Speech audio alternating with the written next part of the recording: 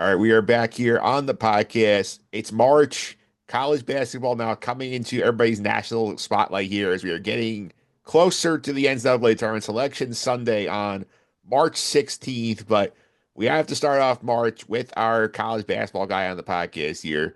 Troy Mauriello and I wanted to get together here. We usually wait till close to the tournament, but like so what's going on, Troy. We had to catch up here and sort of set the stage for people what to watch for the next few weeks. Yeah, it's my favorite time of year, right? March is right around the corner. I look outside, it's like 50 something degrees today. The snow is all melting. Best time of year. And, we're shaping up for a really fun finish to the college basketball season. So excited to break it all down with you. Yeah, just so everybody knows here, this episode's going to be coming out on March 3rd, but we are like recording it in the end of February. So we still have, I'd say, what, like 3 weeks of regular season left or two? I can't do the math. So, Yeah. Every team has like what 3, 4 games left, and then we got the conference tournament, which is one of my favorite weeks of the year outside of the actual March Madness. I mean, love conference tournament week, so can't we wait for that? yeah, I mean, when you have like, eight to 10, like high impact, like bubble games on at like noon on a Thursday, you're living good. Now, this year that might be more torture to watch than anything else with how these bubble teams have been playing. I'm sure we'll get into that, but yeah, it's still best week of the year. Yeah, for sure. And let's get into like some of what people need to know about the season here because obviously like you and I have been tapped in. Like obviously your St. John's team's doing very well this year. Like there's been like I've been locked in nationally a bunch of storylines here. So like let's set the stage to the audience. Like what have you missed if you were just coming into college basketball now? Yeah, I mean, my big takeaway is the blue bloods in this sport are not necessarily the teams that you see at the top anymore. I mean, Duke, led by Cooper Flag, has been awesome, and they are where they usually are, right at the top of the rankings, going to be a 1 seed for sure. But look at some of these other teams that are in the top 10, in the top five that are vying for national titles. You have Auburn, who's been to one Final Four in their history and doesn't have any titles. You have Florida, who had a really nice run decades ago, but has not been to a Final Four in over a decade. You've got Houston, again, big power from a long time ago, but one Final Four in the last 40 years. Tennessee, no Final Fours in their history, and Alabama, one Final Four last year. And then look at the Blue Bloods: North Carolina, Indiana, Kansas, UCLA, and UConn, all unranked. So this is a year that you're not going to necessarily see the powers that we're used to seeing going late in March. At least we don't think so. So that's kind of my big takeaway is we're going to see a team that, maybe doesn't ever have a chance like this ever again. An Auburn team that might never have a season like this ever again that's having a historic year. So it's fun because, when teams like, it's fun to see things mixed up a little bit and not be seeing the Dukes and the Carolinas and the Kansases over and over again. So very fun. Yeah, and I'm glad you brought up some of these blue bloods here. It was a great stat sports center put out on day of recording here on X. I'm gonna share it here. This is just the fourth time in the last 55 years. Half of the men's college basketball preseason top 10 is unranked.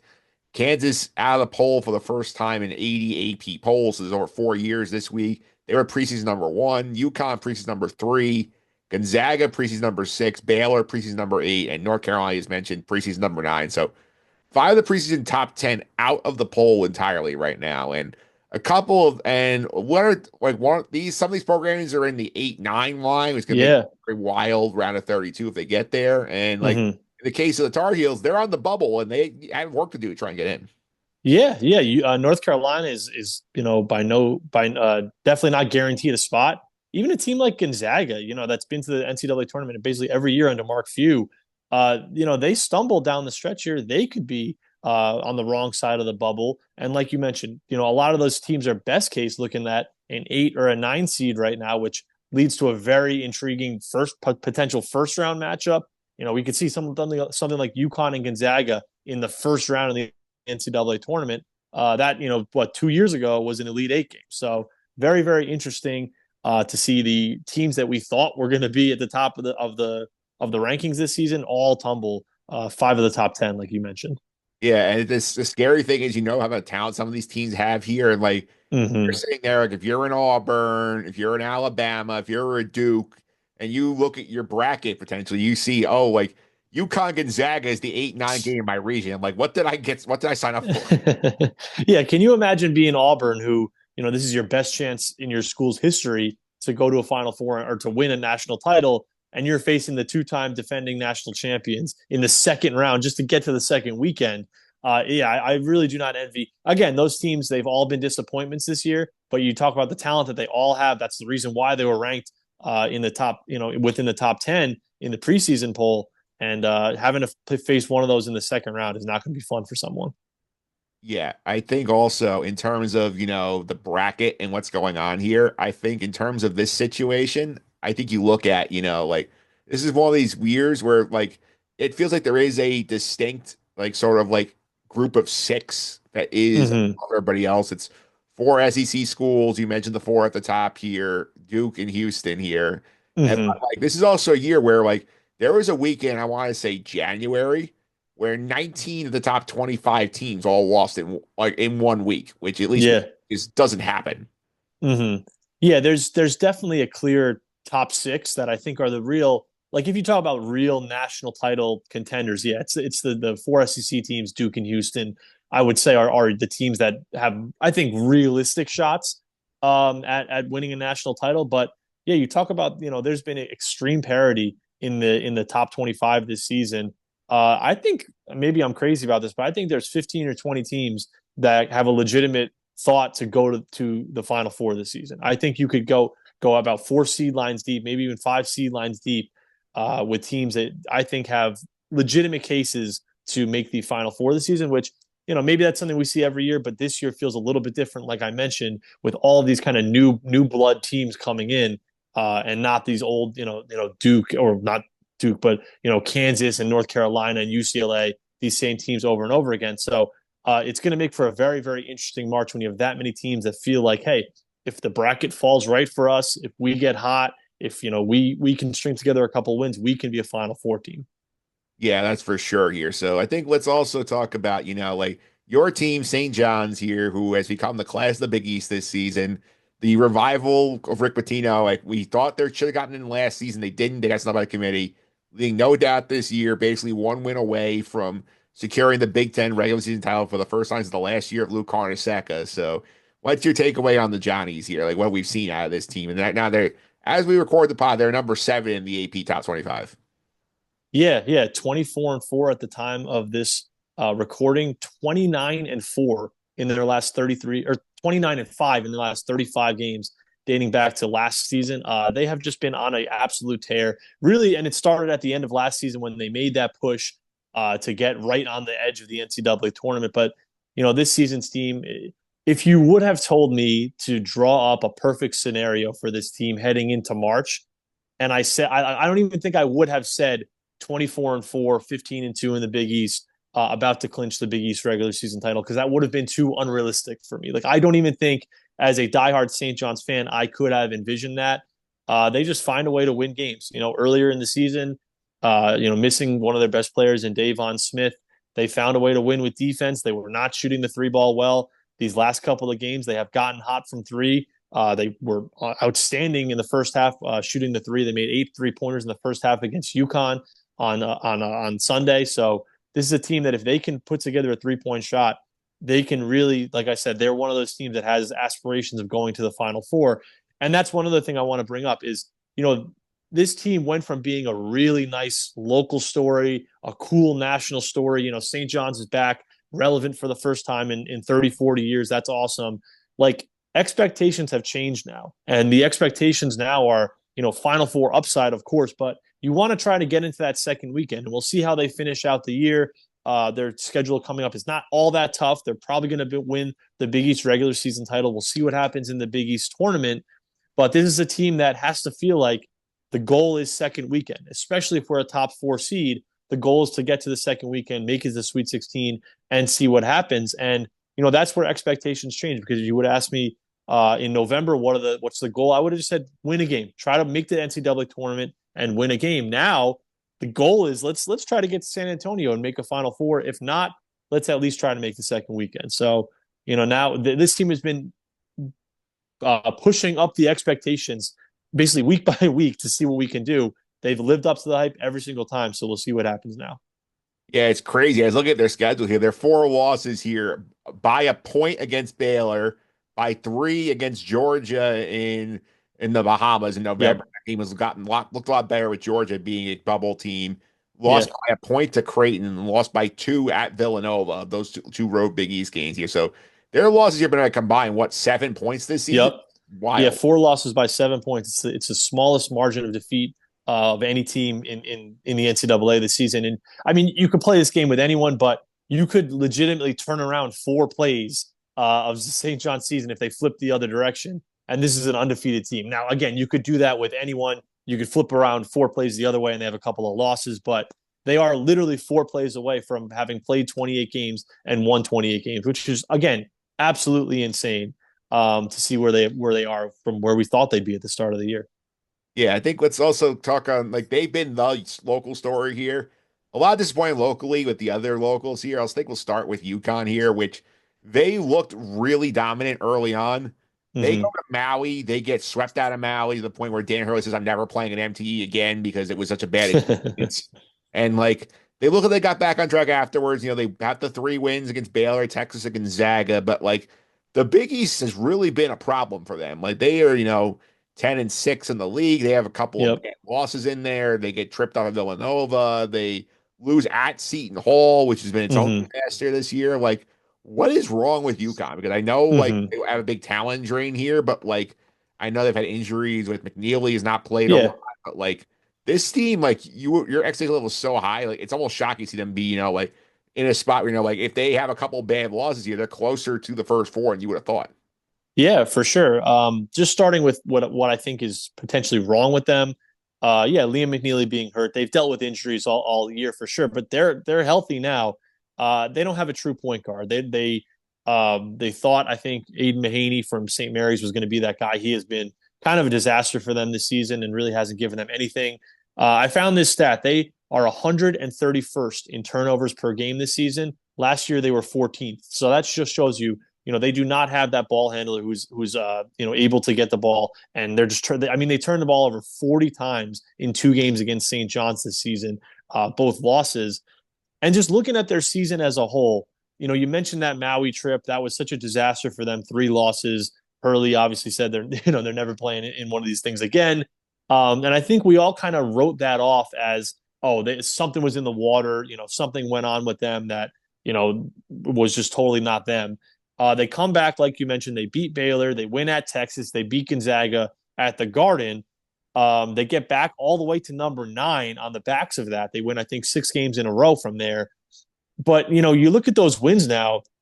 Baylor, like we mentioned, is what, a 9-10 seed right now. Texas is right on the bubble, and Gonzaga is a few losses away from being out of the tournament. So those wins, which look like these awesome wins in December, have now kind of not aged great for them. And you look at in the Big East, they have alternated wins and losses in almost every Big East game this season. Since January 5th, they have put together 1 2-game winning streak. That's it. They've won, lost every game since January 5th. They beat Marquette and they beat DePaul. That's their only back-to-back wins since Big East play started. So it's just been a very inconsistent year for them.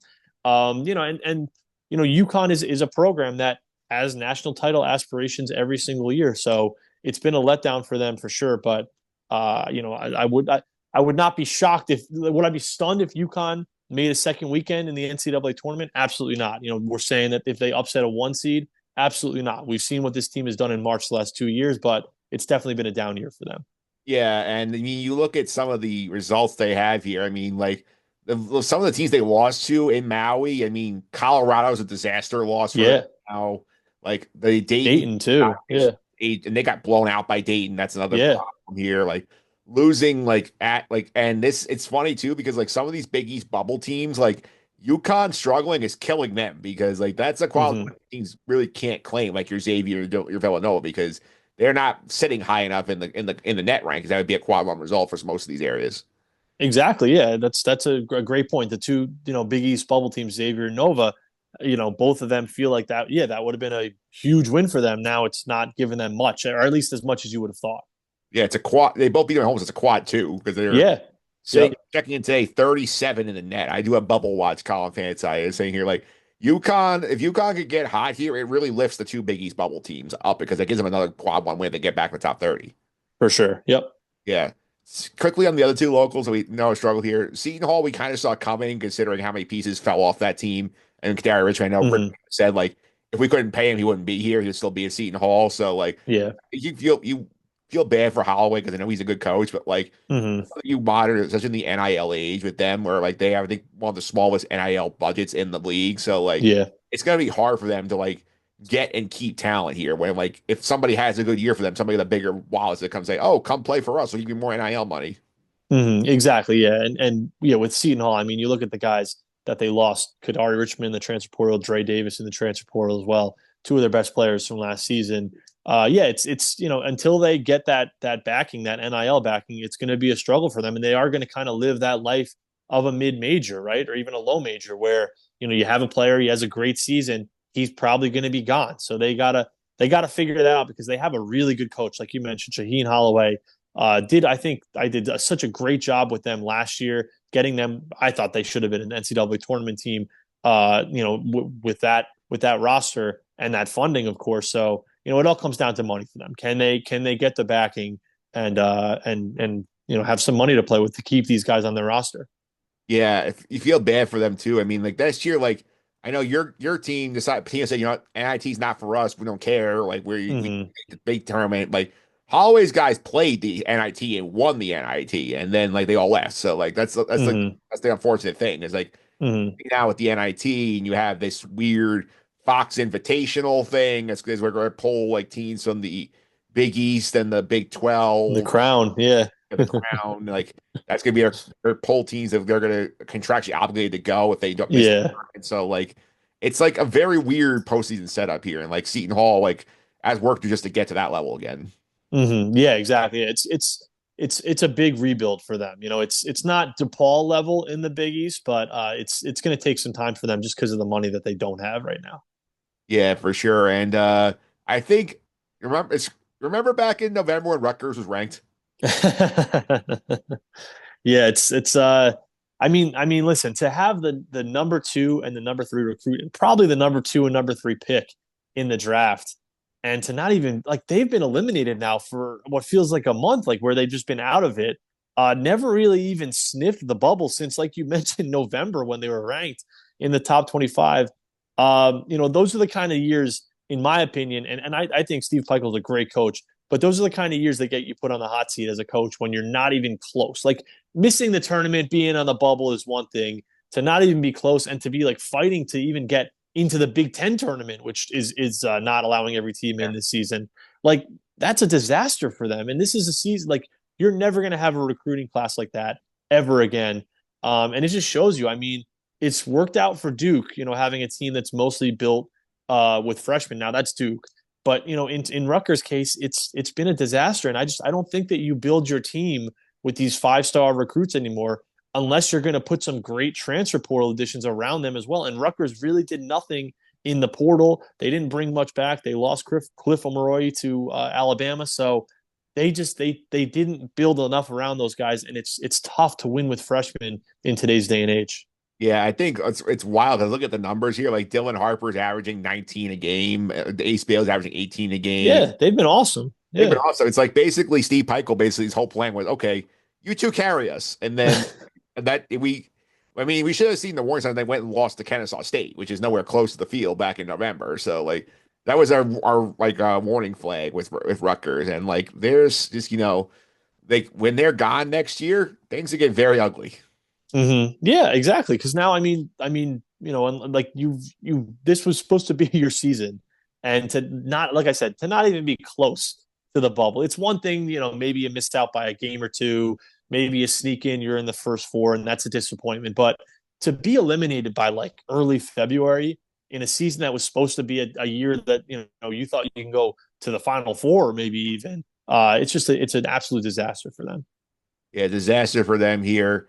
Let's also touch on Duke here at Cooper Flag, obviously, because he's been like the preeminent player here. He's fighting with Auburn's Johnny Broome for Player of the Year here. Like Mm-hmm. I think everything we've seen out of Cooper Flag here. He's done a very good job showing you like why he's going to be the number one pick in the NBA draft. He does like everything so well. Yeah, yeah, and I don't think this is a hot take at all. I think he's the most much must watch freshman that we've seen since Zion Williamson in 2019. Probably the most much must watch player that we've seen, to be honest with you, in over half a decade now. College basketball is just dying for those stars. We've talked about that. They really hadn't had a star since Zion. This kid is it. He has absolutely lived up to the hype 1000%. He has been awesome. My only thing with Duke is just I wish that they had more competition this season in the ACC because like it's awesome to watch Cooper Flag, but when you're watching Cooper Flag and Duke play Stanford and it's 46-23 at the half, like the competition, I wrote this down. Duke is winning ACC games by 21 and a half points. Like they are just blowing everyone in this conference out. Their lone loss came against Clemson. That was an awesome game. Imagine seeing that, twice a week with Cooper Flag. They played Louisville at Louisville. I think it was on December 6th in early December. Imagine Duke going at Louisville right now when Louisville is, a top 25 team. Like that would be an awesome game. I just wish there was more to the ACC. I wish North Carolina wasn't down and Virginia wasn't down and Miami and Florida State and these programs that have been good in the last half decade. I wish they were there. Like, can you imagine Duke in the SEC right now, with Cooper Flag playing Janai Broome and playing Alabama and playing Kentucky? It would be awesome. So he's the best star that we've had in college basketball in over half a decade, but the competition is just not there to make their games must watch. Yeah, it's true because I know an unfortunate time them getting Louisville so early, and they Mm-hmm. got SMU pretty early too and blew them out of the building, which was a deep Mm-hmm. bubble-ish team here. But Mm-hmm. I think we saw last weekend when they actually played a non-conference game against Illinois at MSG in February, and Shires he said, "I'm going to do that again. I'm Mm-hmm. scheduling another non-conference game in November next season, so, in February next season." So Mm-hmm. he's going to show you he sort of knows the league is down, it's probably staying down. And if I want my team to be ready for the tournament, I have to play these games against competitive teams outside the league. And granted, Illinois looked a lot better, about Mm-hmm. a month ago than it does now. Yeah. What's the idea? Is sort of give us an unfamiliar challenge here.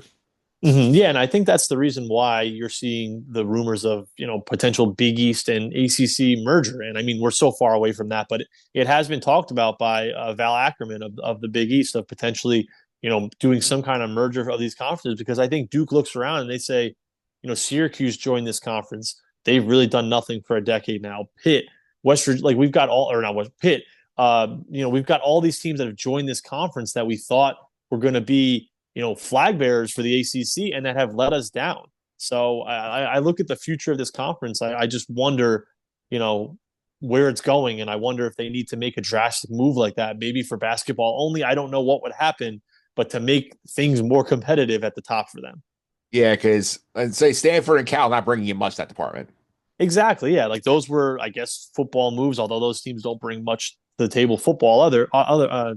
But, like you got to figure something out because the ACC, being Duke and North Carolina some years, and then whatever it is, 16 teams that really don't bring much to the table basketball wise is not good for your conference.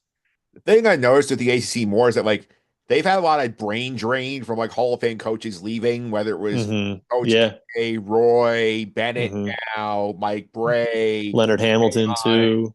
Leaving here, and Jim Larinaga. Yeah. a lot of these teams have struggled to nail replacements for their coaches. And Duke got it right with Shire from what it seems like. Mm-hmm. Mm-hmm.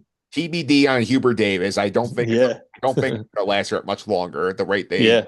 so they need better coaches and recruiters in this conference if they want to be more competitive with the likes of the SEC or the Big Ten or the Big 12. Yeah, that shift in philosophy, I guess, of these old school coaches kind of leaving in the last couple of years. You're 100% right. It's hit the ACC harder than any conference, probably harder than the rest of the conferences combined, to be honest with you. Yeah, and they just have not found those solid replacements just yet. Yeah, and we see it with Villanova too with Jay Wright. With Jay Wright, Yeah. Mm-hmm. Kyle Neptune has had a hard time making the jump from Fordham to that level.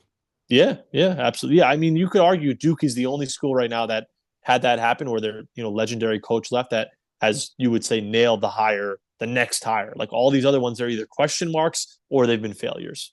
Yeah. And we talk about the SEC. We got to mention it here. For most years, everybody goes, "Oh, Big 12, best conference in college basketball."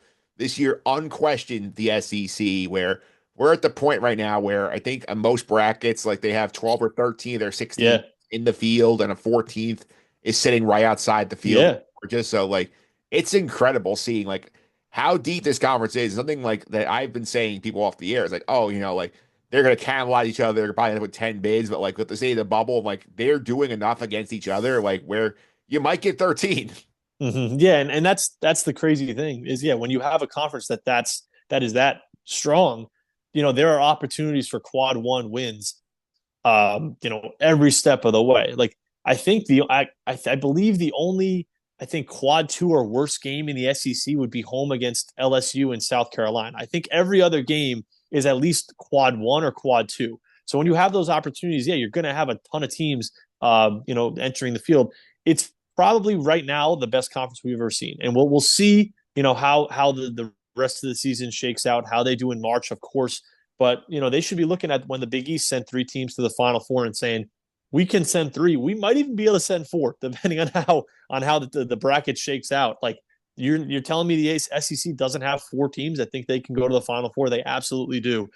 So we'll see if they kind of cannibalize each other on the way there. But yeah, in terms of the bids, they're going to shoot past the Big East record.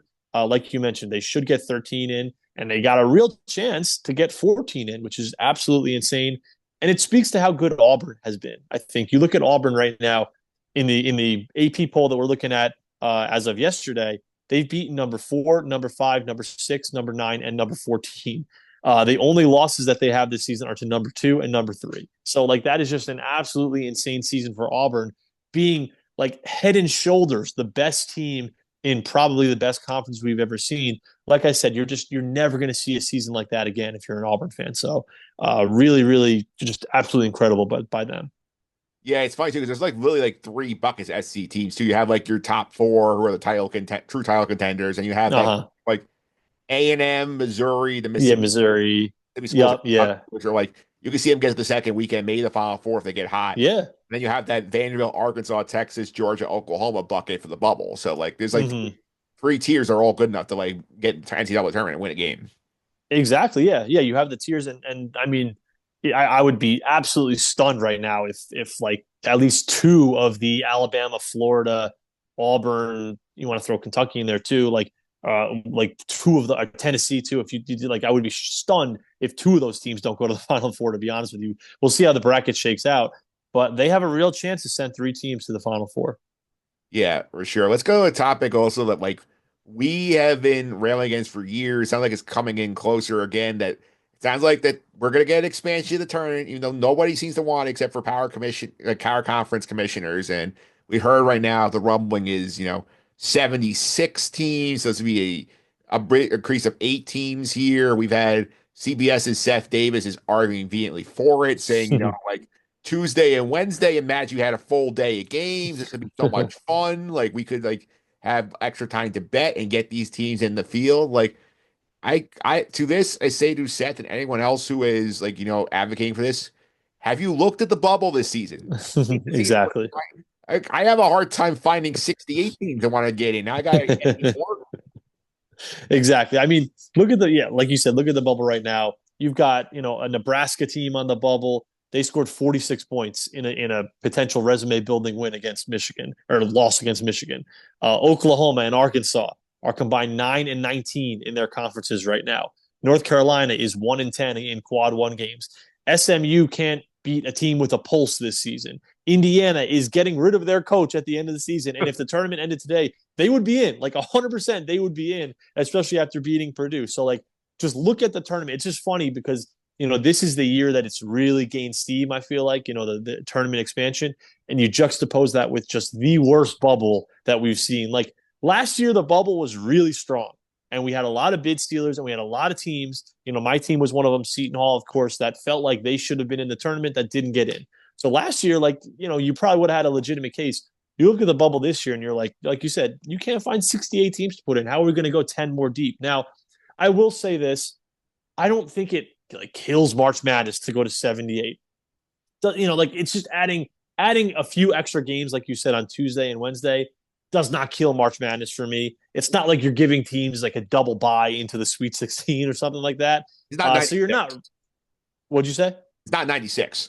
Exactly. Yeah, exactly. Like once you start, and that's what worries me is we know it's not stopping at 78 or whatever. Like it's going to keep going up and up and up because there's more money to be made when there's more teams in the field. So we know that it's not just going to go to 78 and stop there. 10 years from now, it'll go to 90 something and to 100 something. And, before we know, we'll have 200 teams in March Madness. And that's when you start getting devalued. So that's what worries me. But adding a few extra teams like this, I don't think kills the event. Like kind of like the college football playoff, I think kind of got it wrong with their expansion. But we will see. We'll see how they go. But I fear that it's going to keep going in the additions, in adding more teams, which then becomes a problem. I think it hurts the regular season more than anything because I've been arguing people on Twitter about this. Somebody's like, "Oh, we don't want this. Like, let's put more mids in." Like, you're not gonna get more mid. This is 8 extra bids from 68 to 76. You're getting Mm-hmm. probably the most two of those bids are going to mid-major teams, and you're gonna say, Mm-hmm. and they'll say, "Oh, look, like we found a way to get two in from the Missouri Valley this year, but we're gonna send in 12 Big Ten teams and get ready to Mm-hmm. enjoy your Big 12, like 12th place team that's 6-12 in the league. Like they're gonna be in." Yeah, yeah, yeah, and that's what happens. Yeah, is you put it to a spot where, I mean, yeah, like you said, you win 6 or 7 games in your conference. If you're in one of these mega conferences, the Big 12, the Big 10, the SEC, you're going to be in the tournament, and I mean, again, that's where it's if you can't even play close to 500 in your conference, it's now the SEC obviously is crazy this year, but if you can't even play close to 500 in your conference, you probably shouldn't be considered for a bid. And yeah, and it is going to devalue these regular season games. That bubble team trying to pick up, playing at home against a top 10 team, trying to upset them to get themselves in the tournament. Like that's gone now because that bubble team now is safely in the field. Yeah. And it's crazy too. You look at the bubble here. I mean, I'm looking at I pulled the bracketology up for today that ESPN's Joe and already threw up on Tuesday. So Yeah. on Tuesday the 25th, this is when we're recording this year. Some of these teams that are in the field, I mean, like Wake Forest got destroyed at NC State. Has one good win all season. They're in the Uh field. huh. His fascination North Carolina is something else we'll get to in a minute.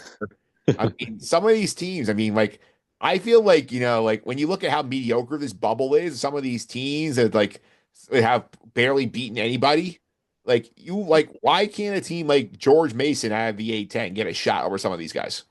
Yeah, exactly. I mean, you just look at the Big East, a team like Villanova.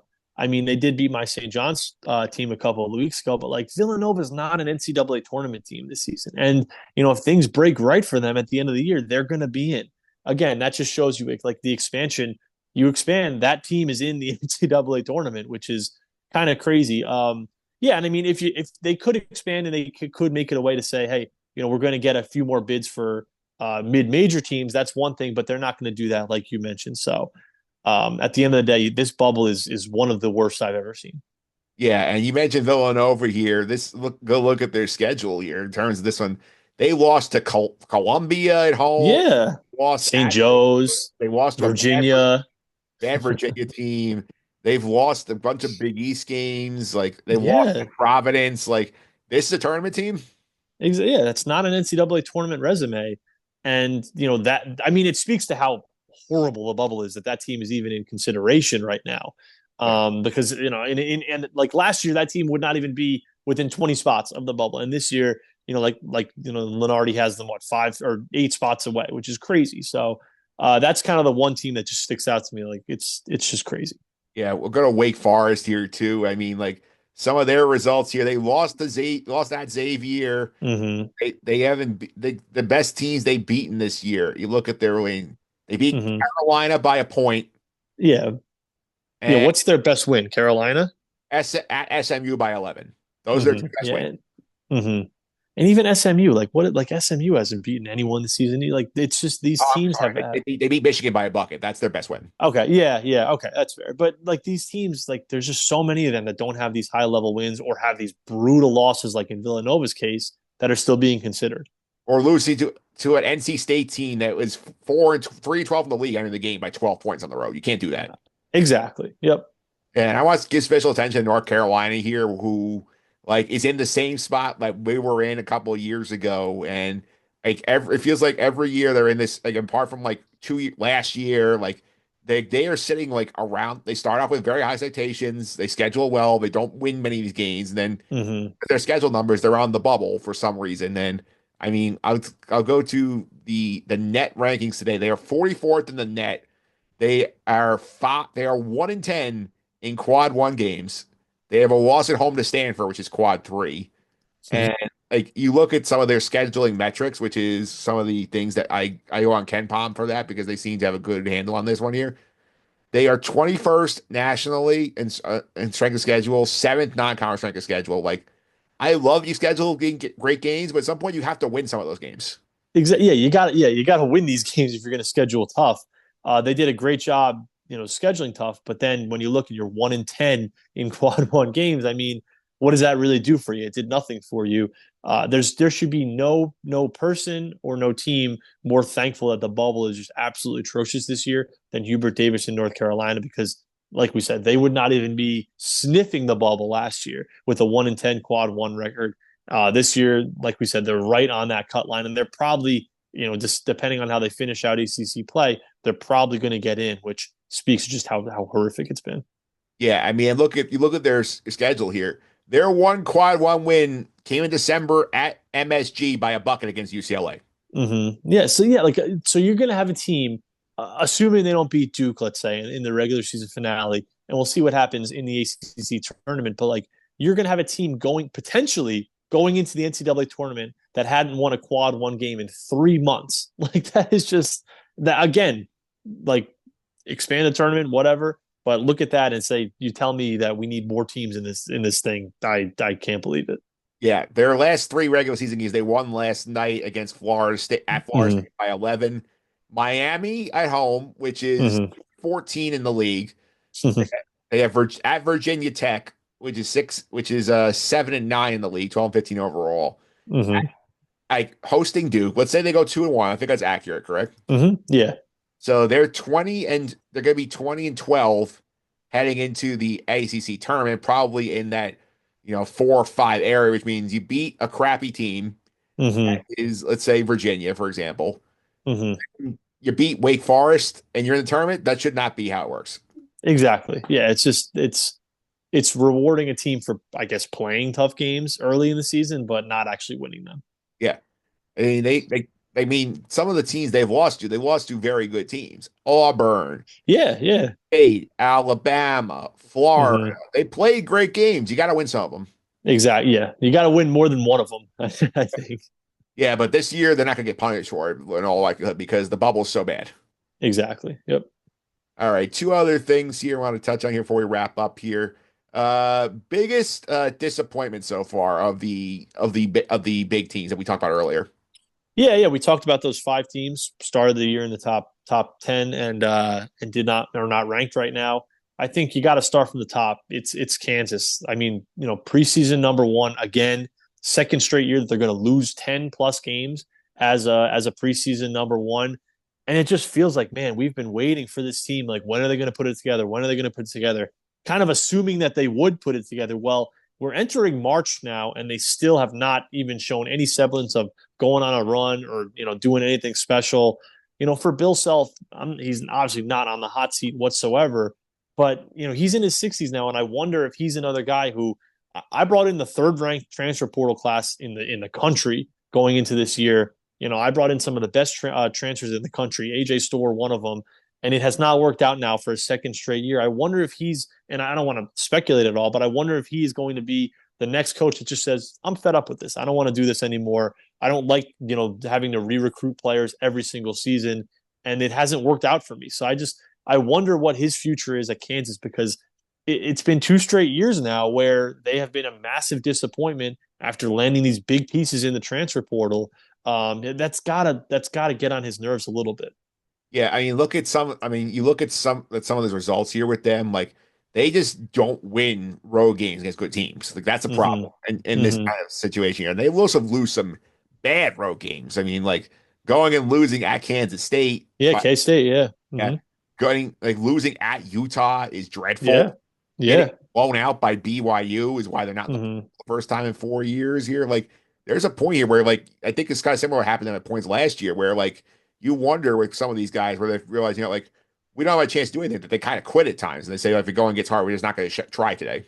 Exactly. Yeah. And that comes with, and every team is doing this, not just Kansas, but that comes with building your team so much through the transfer portal is there's not that, year long or years long connection that you have where these guys have been playing together for 3, 4 years. These guys have been playing together basically since, August or, September in terms of practicing. So like they don't have that connection with the team, with the school where I'm going to finish out my career strong. Like once it starts to go sideways, a lot of these guys check out. And I'm not trying to accuse anyone in Kansas of doing that, but like that is just the harsh reality of building a team, from scratch almost every single year. And like I said, I just wonder how much that weighs on Bill Self. Yeah, and I think I'm glad in terms of disappointment. I'm glad you brought Gonzaga up because Mm-hmm. like this is the team that like we're so used to. Oh, Gonzaga's always in the tournament. They are always there, Mm-hmm. and I think they have like I want to say the second longest active streak in the country behind Michigan Yeah. State. I think like you look at who they've beaten this year, like it's not good. I mean, No. they've lost their league outright for the first time in Mm-hmm. a while because Mm-hmm. Mary swept them. They have lost this. Their best win this season came on opening night against Baylor. Baylor. And they beat one other decent team. I want to say that was in November as well. And I think their two best wins this year have San came Diego in like State. yeah, it came in what, November? Like they haven't had a great win since November. Like what a Yeah, disappointment of a year. And the WCC has been a good conference this year too.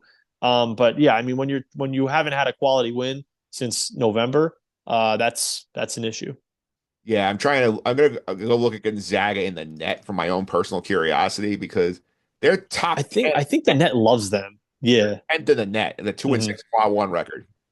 Yeah, all of these metrics, the Ken Palm, the net, they completely love Gonzaga, and that's probably what's saving them, keeping them comfortably in the tournament right now, is just how good they are in the metrics. But at some point, the eye test has to play a role here. When you look, if they end the season not great, I wonder if they are going to be flirting with the wrong side of the bubble.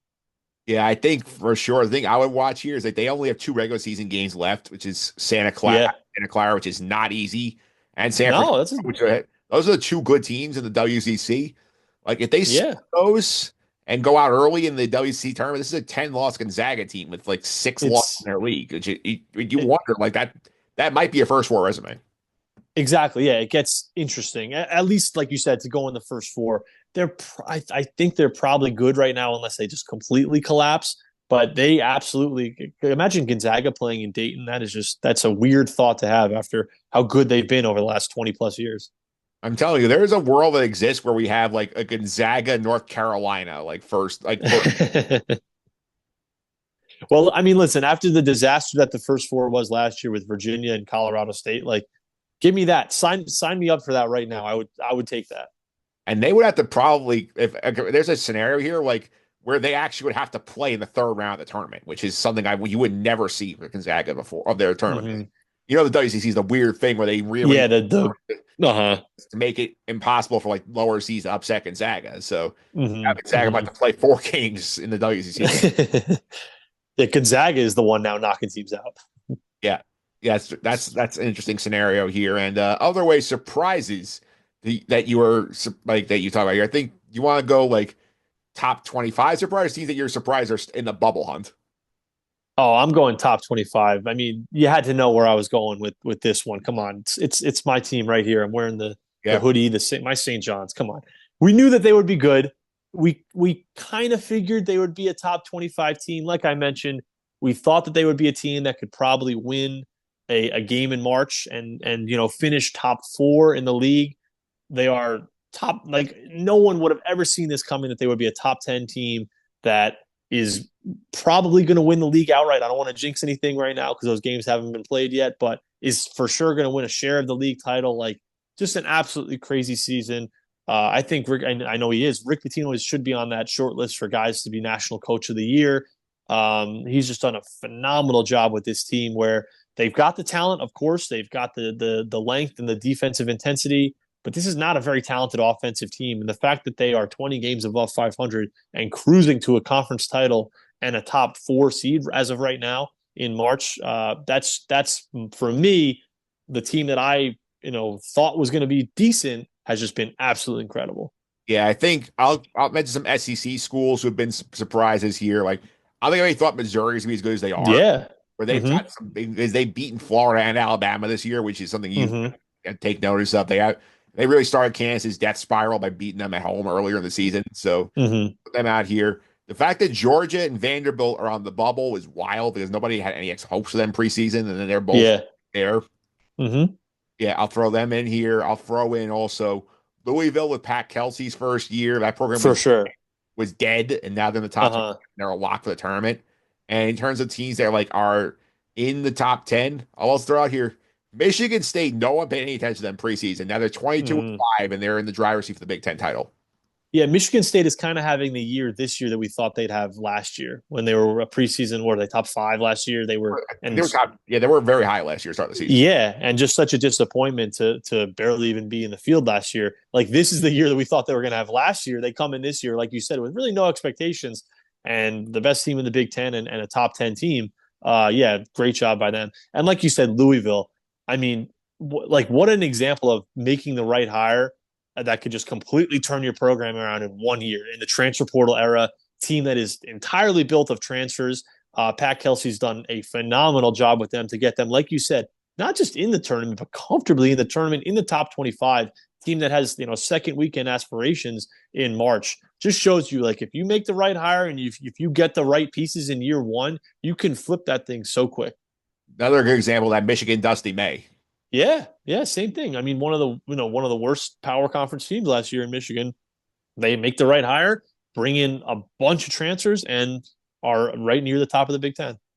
Yeah, that final regular season game at the Breslin Center on the last of the regular season is gonna be a lot of fun with that's the CBS Big Ten noon special. So Mm-hmm. Yeah, yeah. Very interesting to see how the Big Ten race shapes out. yeah, let's wrap it up here. Like we got a couple weeks left here. What are you keeping your eye on here? Is it the bubble? I mean, apart from the eyes of St. John's that they do here, like what are you keeping your eye on like in the next few weeks? Yeah, we've done so much on these teams that have disappointed us: Kansas, UConn, Baylor, Gonzaga, North Carolina. I'm curious if like one of these teams out of the five that I just mentioned is one of them going to kind of like return to form and finish the regular season strong and maybe make a run in their conference tournament and like enter March on a little bit of momentum because like I said we've just been waiting for all five of these teams to turn it on at some point and it looks like none of them are, but who knows, maybe one of these teams turns it on and like I said, goes into the NCAA tournament with a lot of momentum. So I guess that's what I'm looking forward to is like, do any of these teams that have been such disappointments, can they turn their seasons around and maybe make a second weekend? Yeah, I think for me, I'm very curious about this bubble, how this plays out here. Like you have a lot of these big names down there, and like you have some of these like smaller schools that we've heard talk about, oh, could the Big West get two bids with UC Irvine, Mm-hmm. UC San San Diego? Diego. Yeah. Yeah, could the A10 get a second team with George Mason and VCU? Like, what about the Missouri Valley with Yeah. Drake and Bradley? Like, I think like some of these smaller tournaments, I think are going to be very interesting to watch here. And like, even with the WCC, like, can they sneak a third team in there if like maybe Santa Clara or San Francisco gets hot? Like, very possible. Mm-hmm. Mm-hmm. Yeah, for sure. And by the way, this is the year that I root for all the bid stealers. I want a ton of bid stealers this year because none of these teams in the bubble deserve to go to the NCAA tournament. So give me all the bid stealers, please. Yeah, I would like all the bid stealers. And even then with the bid stealers, like they'll put like North Carolina in over some of these people. Yeah, 100%. Yeah. All right, Troy. Thanks for all the time. Really appreciate it. People that follow you on social media are going to do that. Yeah, of course. You can check me out on Twitter. It's at Troy Mauriello, Mauriello. Yeah, if you're a St. John's fan, definitely check me out. And yeah, thanks for having me on, Mike.